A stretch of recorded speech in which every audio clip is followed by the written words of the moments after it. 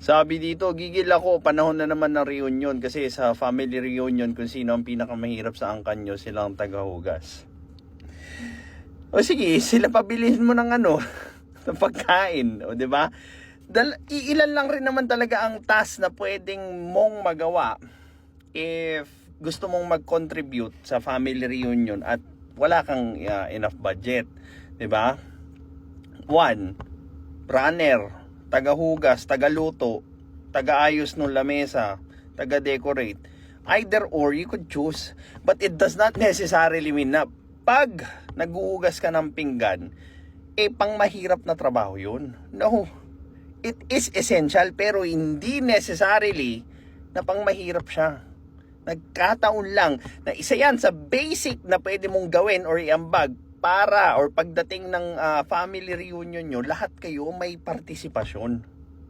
Huwag kayong pa-victim. Huwag nyo dinedegrade yung paghuhugas ng pinggan. Okay? This is Pinoy Extreme.